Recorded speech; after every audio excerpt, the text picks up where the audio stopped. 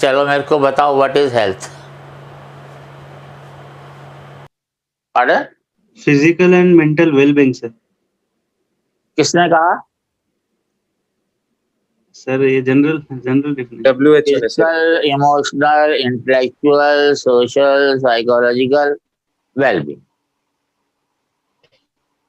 अब जितने मर्जी आखिर में करके आखिर में वेलबींग बोल दो।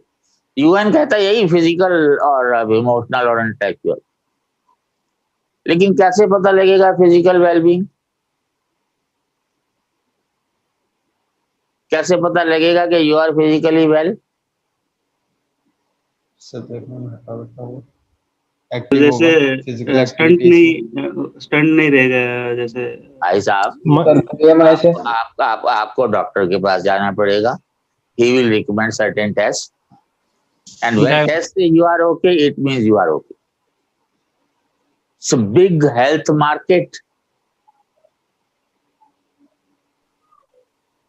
सर हर बीमारी के सिम्टम्स तो होते हैं ना सर, उससे सर पता लगा। साइंटिफिकली प्रूवन है ना सर ये सारी सर, हमारा जो वैदिक ज्ञान है वो क्या कहता है? अगर आप प्रसन्न हैं, अगर आप चुस्त दुरुस्त हैं, अगर आपका काम करने का मन कर रहा है, अगर आप भी चीजों को जानने की जिज्ञासा है, तो you are healthy. Simple. Sir इस तरह से बच्चे सर हेल्दी नहीं होते पूरी उम्र भर, किसी का मन नहीं करता काम करने का। कुछ लोग होते हैं जो तर्क की जगह कुतर्क करते हैं। मेरे पास क्या चाह रहा है उनका? अब एक छोटा सा एग्जांपल मैं आपको बताऊं। मैं अक्सर कहता हूं कि हमारी जो सबसे बड़ी जो बीमारियां हैं इंडियन सोसाइटी की, दुनिया की भी हैं, एक तो है आपकी न्यूट्रिशन इंडस्ट्री, फूड इंडस्ट्री, और दूसरी है आपकी फार्मास्यूटिकल इंडस्ट्री। हमारी जो हेल्थ है इन दोनों के कंट्रोल में। यूएस में या यूरोप में मजबूरी है लोगों की फ्रोजन फूड्स खाना। आप लोग उसको सिविलाइजेशनल मॉडल बना के बैठ जाते हैं।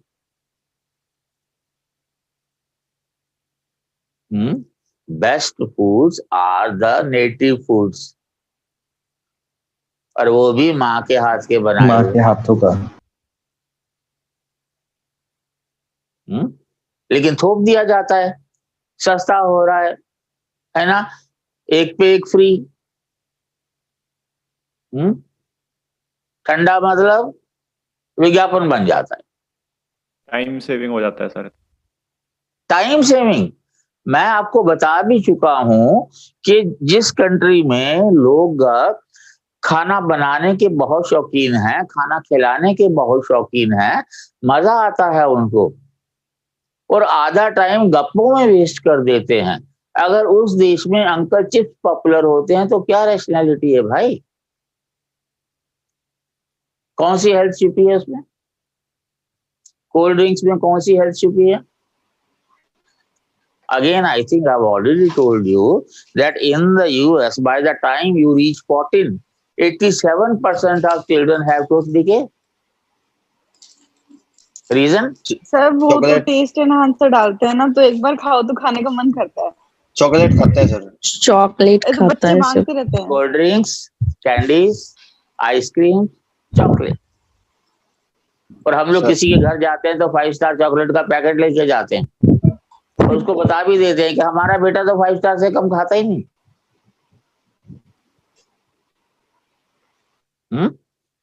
एक विज्ञापन आजकल नहीं देख रहे लेकिन फिर आएगा।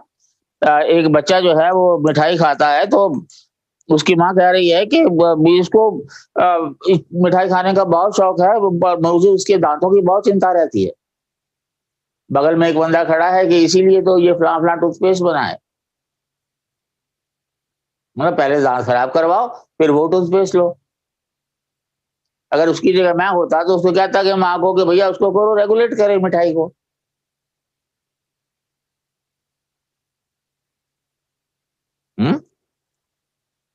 बहुत तरह के इस तरह के विज्ञापन आते हैं। जैसे टूथपेस्ट का विज्ञापन आता है, वो नींद खुलती है और आप ब्रश रगड़ने लगते हैं। one of the main reasons for ill health. हमारी गट में और स्टमक में we have many bacteria which are very useful for us, and many harmful bacteria they collect during night. और ये जो मुंह के बैक्टीरिया हैं ये अंदर जाके उनको डिस्ट्रॉय करते हैं और आप उनको ब्रश करके बाहर कर देते हैं।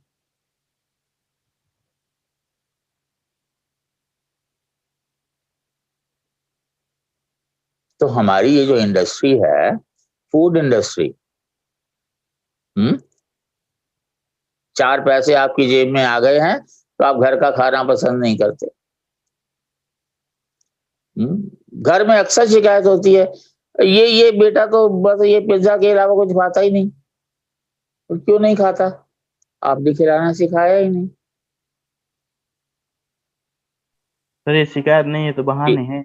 Children are nation builders and nation has to be taken seriously. मैं तो आप लोगों में से जो भी फॉर्म में लिखते हैं mother is house wife, mother is not house wife, mother is nation builder. उसका रोल बहुत बड़ा है।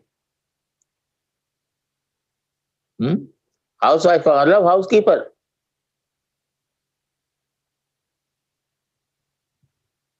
आप बच्चे को अपने साथ बैठ करके सारी चीजों में शेयर करें, बच्चा वही सीखता है।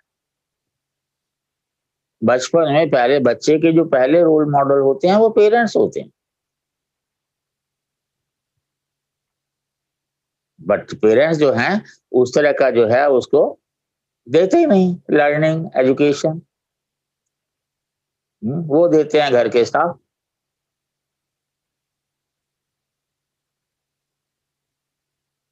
जिसके हाथ का बना खाते हो उसी तरह की मेंटेलिटी हो जाती है आपकी।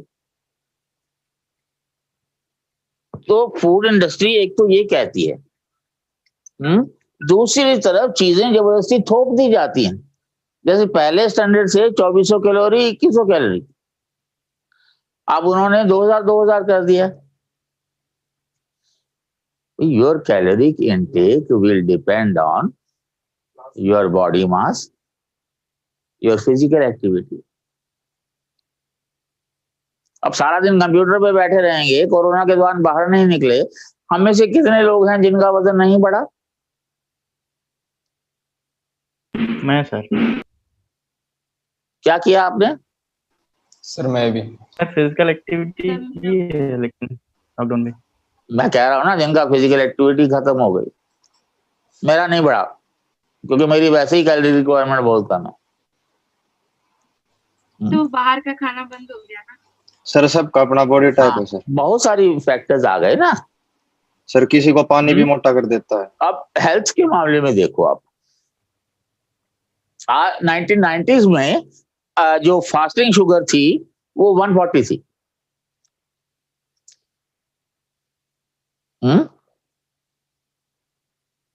इस सेंचुरी के शुरू में 120 हो गई। फास्टिंग शुगर इससे ज्यादा है तो आपको डायबिटीज है। करीब 4 करोड़ लोग दुनिया में और डायबिटिक हो गए। उसके फिर कुछ साल बाद जो है 110 कर दिया उन्होंने, पता लगा 10 करोड़ लोग और डायबिटिक हो गए। अब 100 के करीब कर रहे हैं। मतलब हम लोग इतने डायबिटिक होते जा रहे हैं। ये फार्मास्यूटिकल इंडस्ट्री इतनी पावरफुल है that they direct the condition.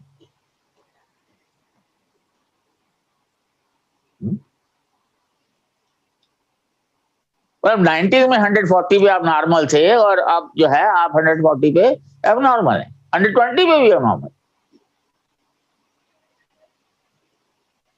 तो this is all fix by them. इसी तरह से स्टंटिंग वाला है, हाइट वेट का जो है, ये सारा कुछ वही डिसाइड करते हैं भाई, और आपको बीमार डिक्लेयर कर देते हैं।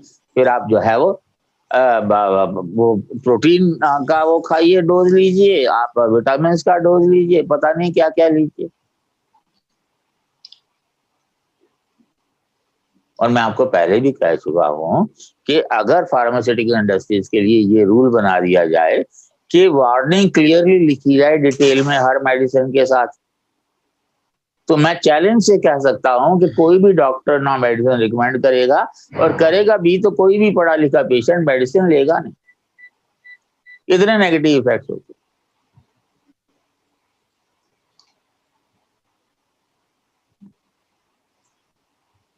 ठीक है, तो जो हेल्थ जो है बहुत ही सेंसिटिव इशू है, and you have to think seriously about it. Don't go by the books. मैंने आपको कबीर का कोट भी बताया था, तू कहता कागज की लेखी, मैं कहता आंखन की देखी। आप लोगों को पता है हमारी लॉन्जेविटी बढ़ रही है, 73 74 हो गई, पर आपको ये भी पता होना चाहिए कि जो आखिरी 10 साल हैं ये दवाइयों के सहारे बढ़ रहे हैं। तो एक्चुअल लॉन्जेविटी कितनी हुई? 62 उतनी ही हुई जितना रिटायरमेंट के टाइम पे होती है।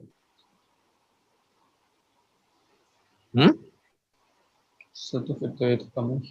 क्योंकि लाइफस्टाइल जो है हम जानबूझ के ऐसा बना लेते हैं कि we become slave to both these industries, food industry and pharmaceutical industry. If you continue with your lifestyle, whatever is right now, you take it from me. आपको कभी दवाई की जरूरत नहीं पड़ेगी। कल ही एक नई रिसर्च आई है कि when you reach 100, कई नए तरह के बैक्टीरिया प्रोड्यूस हो जाते हैं आपकी गट में और एब्डोमेन में, that help you in longevity and kill the chances of disease.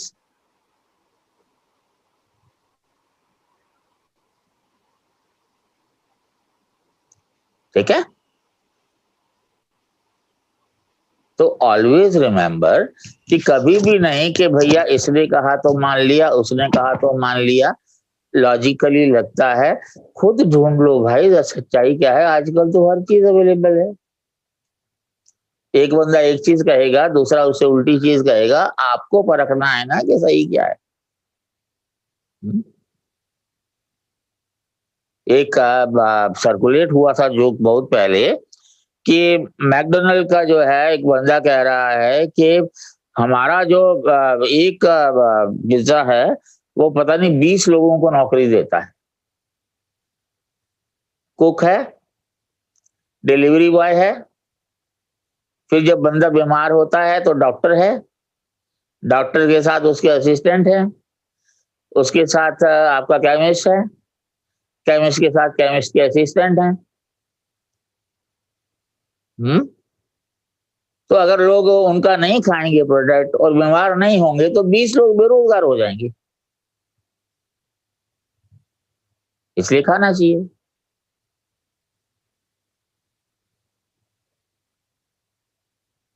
ठीक है, तो जब भी हम बात करते हैं, हमने जो है बस वो पकी पकाई जो हमें दी गई है डेफिनेशंस, कॉन्सेप्ट्स जो वेस्ट ने हमें दे दी, हमने उसको डाल लिया झोली में, मान लिया कि भाई यही मंत्र है। कई बार क्या होता है कि आपको लगता है कि आप बहुत बीमार हैं, आपकी बॉडी बड़ी अकड़ रही होती, आप खटाक से कहते हैं घर वालों को डॉक्टर को बुलाओ। डॉक्टर आता है, चेकअप करता है, तो यार अब जो परफेक्टली हो गए। आप कहते हो डॉक्टर पागल है। एक बार क्या हुआ, हम 4 दोस्त थे, हमारे कुछ क्लासमेट्स डॉक्टर्स भी थे, तो हम मिलने गए उनसे हॉस्पिटल में। मजाक मजाक में हम बीपी चेक करने लगे। एक लड़का था सरदार, उसका बीपी आया 220 180। तो हमारा जो साथी डॉक्टर था कहता घर फटाफट एडमिट हो जा। कहते पागल है यार, मैं परफेक्टली ऑलराइट हूँ, तुम्हें नजर नहीं आ रहा क्या? हंसता खेलते में अच्छा नहीं लग रहा क्या?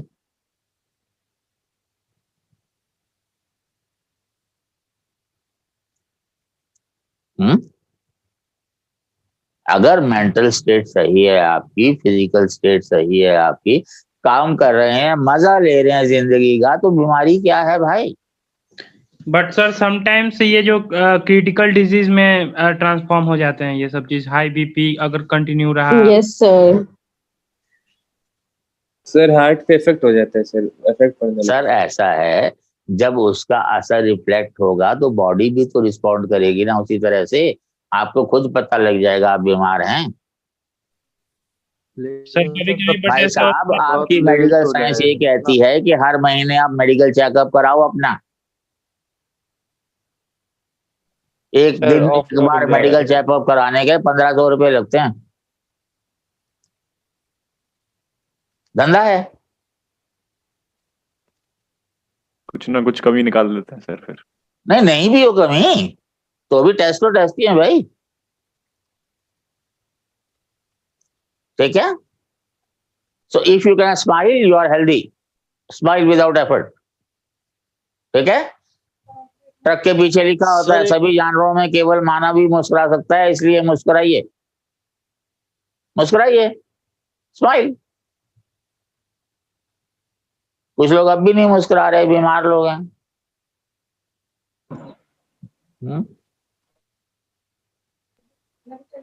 ठीक है।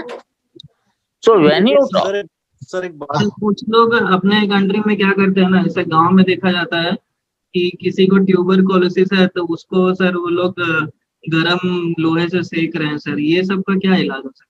मतलब ठीक है सर, वेस्ट को हम लोग को ब्लाइंडली बिलीव नहीं करना चाहिए, बट इतना भी ज्यादा नहीं होना चाहिए कि अब कुछ भी बिलीव ना करे। और सर एक चीज बताओ, I was in my 5th class, I had a very high temperature, my father took me to a वेजी, he was 80 plus or so, he just felt my pulse और he told me कि बच्चे को typhoid हो गया।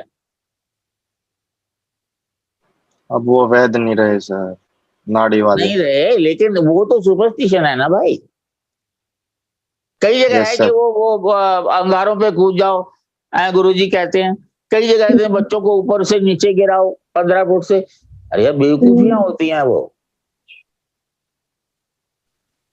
ठीक है। ये जितने भी डॉक्टर हैं ये पढ़ के प्रैक्टिस करने वाले हैं। जैसे कोचिंग इंस्टीट्यूट्स में जितने भी कोच हैं सब पढ़ के पढ़ाने वाले हैं। आईएएस में फेल हो गए, चलो कोचिंग देना शुरू कर दो। 4 साल प्रोवाइड पढ़ाए, 5वें साल पढ़ाने लग जाओ।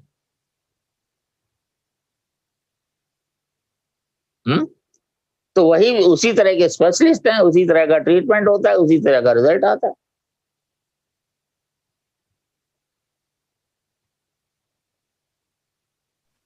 ठीक है सर। एक आज के टॉपिक से रिलेटेड एड देखा था, एफएम पे सुना था सर। वो अपने फ्लैट्स बेच रहे थे और एड ऐसे कर रहे थे कि सीधा बिल्कुल नेचर के बीच में फ्लैट ले, जहाँ पे मतलब ऐसे पक्षियों की आवाजें आ रही है, तो अपने पेरेंट्स को भी गांव से बुलाओ, यहाँ पे रहो। सर वो डायरेक्टली साफ साफ बता रहे हैं कि वो कहाँ जंगल के बीच में फ्लैट्स बना के बेच रहे हैं और उस चीज से लोगों को अट्रैक्ट कर रहे हैं, जो कि उनकी मिस्टेक है, जो कि आज जैसे आज का टॉपिक है उससे रिलेटेड एड लगा मुझे वो। मैंने एक पोएम पढ़ी थी बचपन की, people have houses in the city, I don't know why, I have my house in the country, I can see the sky. मैं गांव में रहता हूं, मेरे को आकाश नजर आता है। मुझे नहीं पता लोग शहरों में क्यों रहते हैं।